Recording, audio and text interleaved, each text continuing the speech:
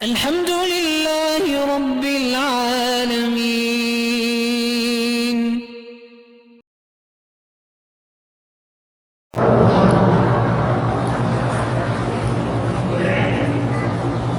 کہتے ہیں کہ میں ایک مسجد میں خادم ہوں، لوگ جوتے چھوڑ کے چلے جاتے ہیں، میں اگر استعمال کو ٹھیک ہے، اگر وہ خود چھوڑ گئے کئی دن رہنے دو، جب کوئی لینے کے لیے نہ آئے تو یہ گری پی چیزیں ہیں، یہ استعمال ہو سکتی، لیکن یقین ہو جائے کہ وہ نہیں آتے۔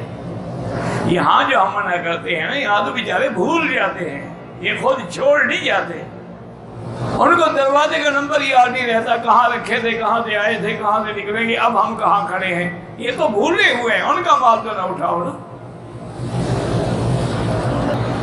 کہتے جی کہ میں یونیورسٹی میں طالب ہوں، ایک لڑکی سے دوستی ہو گئی، پھر میں نے توبہ کر لی، جائے تو طریقہ یہی ہے والدین کو بھیجو، رشتہ مانگو۔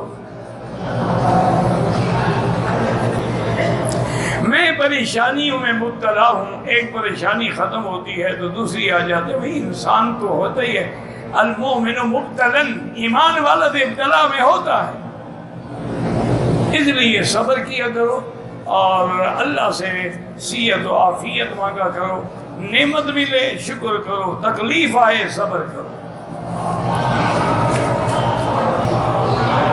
کہتے ہیں کہ دو قومیں لڑ رہی ہیں، ان کو صلح کے لیے قرآن لے جائیں، یہ جہالت کی بات ہے، لوگ کہتے ہیں کہ قرآن ہم لائے ہیں، جس نے قرآن پہ عمل نہیں کیا اس کے بعد لے جاؤ گے، فائدہ کیا ہے؟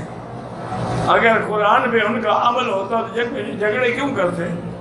یہ تو ایسے لوگوں کا رواج ہے، یہ ہے کہ قرآن کے مطابق فیصلہ کرو، ان سے کہو کہ یہ ہم علماء لے آئے ہیں، دونوں جماعتیں اپنی بات سناؤ، یہ اللہ کے قرآن کے مطابق تمہارا فیصلہ کریں گے۔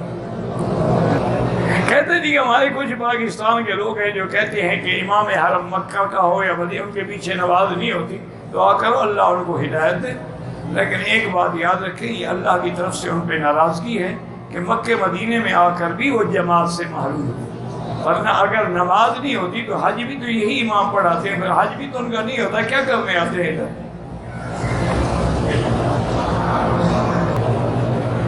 کسی سے قرضہ لے کے عمرہ کیا، عمرہ ہو جائے گا؟ کیوں نہیں ہو جائے گا؟ ویسے عمرہ کرنا تو فرض تو ہے ہی نہیں، قرض کیوں لو، لیکن محبت لے لیا، ہو جائے گا انشاءاللہ۔ اور عمرے کی برکت سے میں آپ کو عرض کروں کہ علماء نے لکھا ہے کہ عمرے کی وجہ سے اللہ رزق میں اتنی برکت دیتے ہیں، جب تم واپس جاؤ گے نا جتنا خرچ کیا ہے تمہیں مل جائے گا، تجربہ کر لیں۔ مجھے نہیں پتا کہ جمعہ پڑھانے میں 1.5 گھنٹہ لگاتے ہیں، پتہ نہیں کیوں لگاتے ہیں، اللہ ہدایت دے، اور ہم کیا کر سکتے ہیں؟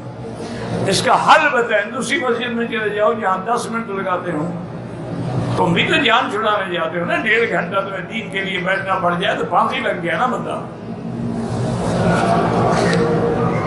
مولویوں نے بھی تقریریں کر کے رونق لگانی ہوتی ہے نا کہ ابھی اس کی آواز آ رہی ہے، میں بس کیسے کروں؟ وہ بھی تو مقابلے پہ کھڑے ہوتے ہیں نا، وہ اللہ کے دین کے لیے تھوڑے کھڑے ہوتے ہیں۔ جو شخص غربت اور ذاتی مکان نہ ہونے کی وجہ سے شادی نہ کرے، شادی کرے گا تو مکان ملے گا نا، مکان والی تو آئے نا، شادی کرو مکان بھی مل جائے گا، رزق بھی مل جائے گا، تو قرآن کا وعدہ ہے یقولوا فقراء یغنیہم اللہ، اگر غریب ہوں گے تو اللہ ان کو غنی کر دے گا۔ تم شادی تو کرو، مکان کا جھگڑا نہیں ہے، شادی کے قابل ہی نہیں ہوگا، باقی تو بہانے بنا رہا ہے۔ عورت کو دونوں طرف سے، مجھے نہیں پتا، یعنی عورت دونوں طرف سے استعمال کر سکتے، اللہ کی لعنت ہے۔ قرآن ہے نا فاتو حرثکم، اس جگہ سے میاں کو مباشر جہاں سے اللہ کھیتی دیتا ہے، جہاں سے بچہ پیدا ہوتا ہے۔